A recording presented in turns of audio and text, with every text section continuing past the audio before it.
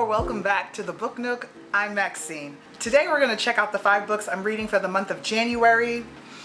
I decided that all of my books this month would come from the library, so let's get started. First book that I'm reading, I'm almost done, about 2/3 of the way finished, is One Day in December by Josie Silver. I actually was supposed to start this last month, in the month of December.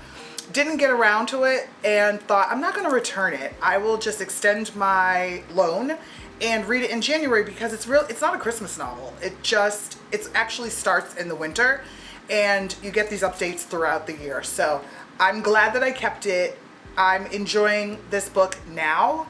I have some mixed thoughts, and so I will come back and talk about this in more depth. We follow Lori and Sarah, who are best friends. They met in college, they now live together, and they're living the dream lives of 20-year-olds in London. Laura, coming home from work one day, Laura sees this guy at the bus stop. She's on the bus, he's outside at the bus stop. They stare at each other. It becomes this star-crossed lovers kind of insta-love. Oh my goodness, is he gonna get on the bus? Should I get off the bus? She decides to stay on because she's like, I'm not that thirsty. I'm thirsty, but I'm not that thirsty. I'm not getting off this bus. He doesn't get on the bus, and she's like, oh my gosh, what did I do? I just lost the love of my life. So she gets home, she tells Sarah, guess what just happened to me? I'm in love, I'm sick to my stomach, I should have gotten off the bus. And Sarah's like, we're gonna find this man. We're gonna find this man. Fast forward, well, the plot thickens because weeks go by, they can't find this guy, they don't know where else to look. Sarah comes home and says, I have someone I want you to meet. I met him in an elevator and I think he's perfect. And of course, it's Busboy. Turns out Busboy has a name, and it's Jack. So Sarah brings Jack into the house, and of course Lori immediately recognizes Jack as Busboy. And she's torn. She says to herself, I don't know. Should I say something to my friend Sarah? Let her know this is the guy that I've been looking for? Or should I just let sleeping dogs lie and let her be happy because she's really excited about this guy? She brought him home, for Pete's sake.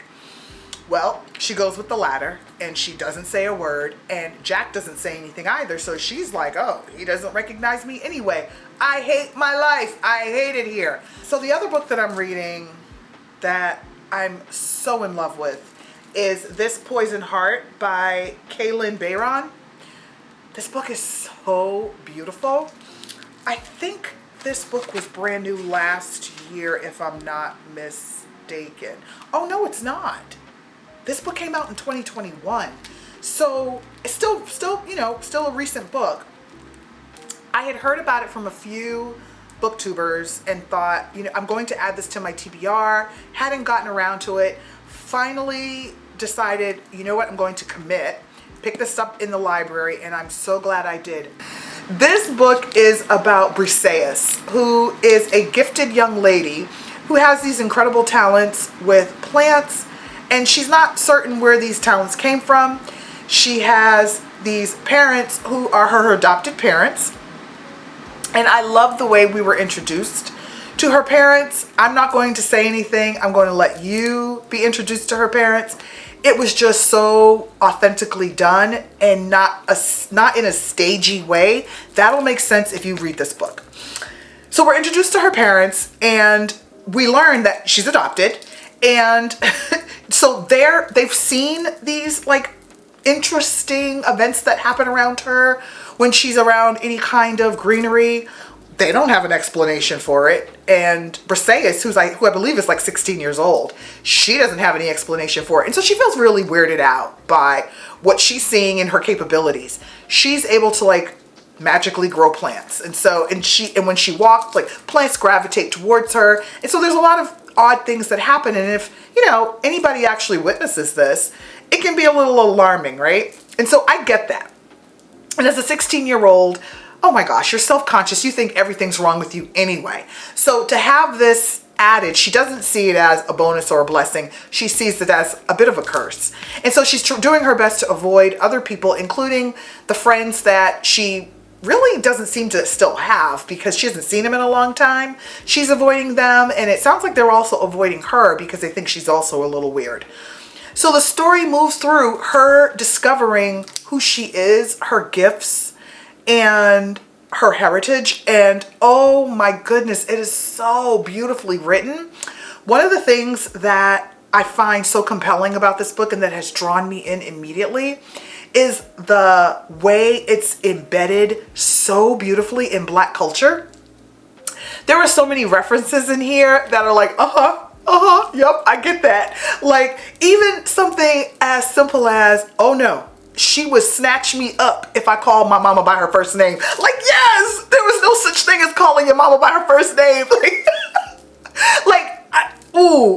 That is like quintessentially a Black thing. There were so many other quips in here that are just so quintessentially and beautifully Black, like blackety black, that just made me smile, and just, I'm so in love with this book, and I'm in love with Briseis and all of the characters that I'm meeting. And like I said, I'm only about a third of the way in the book, but it is phenomenal. I'm also doing this as a tandem with the audio, so check me out. Like, I don't even recognize myself because I was never an audiobook girly at all. And I still don't consider myself to be one. But lately, because I've enjoyed on a few occasions books where people have said, you have to also listen to the audio, it is phenomenal, I thought, well, let me see if this is available on audio, and I will listen to it while I also read it, because I have to have a book. I can't just listen. My mind will wander all over the place. That would never work for me. But being able to read it and listen to someone else's voice, it may not annoy me. I'm so glad I made the decision. I love the narrator's voice, and she does all of the characters, and she does it so well. I feel like I am listening to Mama, and I'm listening to Mo, and I'm listening to Carter and Dr. Grant. It's wonderful. It is wonderful. So do yourself a favor and like pick this one up. I don't know that this one got the hype that it deserves. And I gotta tell you, even though I'm only a third of the way through, I really think that this is going to be a highly rated book for me. And so much so that I already picked up the second book in the series. So I believe that this is a duology. I don't know that there are any other books to come. If I'm wrong, please correct me in the comments if you know better. But this is called This Wicked Fate, of course, by Kaylynn Bayron. And this is the sequel to This Poison Heart. And so first of all, can y'all just take in these covers? Like the covers are gorgeous. It has like the library plastic over it, so I don't know if you're really getting the essence, but oh my goodness, these covers are gorgeous, gorgeous. So again, being able to see myself, my nieces, you know, on these covers as Black girls and women just does my heart good. I didn't have this when I was a kid, so it just makes me so happy. So happy. So this will be the book that I also pick up after I finish This Poison Heart. And I'm not going to read the back at all. I didn't read it. I'm not going to read it to you because obviously that would spoil it for me, and I want to go in blind and not know anything. Okay. Another book that I plan to read this month is Kill for Me, Kill for You by Steve Cavanaugh. And let's see if I can get the glare off of this. The sunlight is coming in through my patio window, and I am here for it because it is a very cold day in January. It snowed last night. It's gonna snow again tomorrow, so on and so forth. It's winter. Okay, so I picked this book up because I heard so many people raving about it and they said it's so good. Okay, I'm just gonna read a little bit of the synopsis. It says, she will kill your worst enemy. All you have to do is kill hers. One dark evening on New York City's Upper West Side, two strangers meet by chance. Over drinks, Amanda and Wendy realize they have much in common, especially loneliness and the intense desire for revenge against the men who destroyed their families. As they talk into the night, they come up with the perfect plan. If you kill for me, I'll kill for you. I'm not gonna read anymore.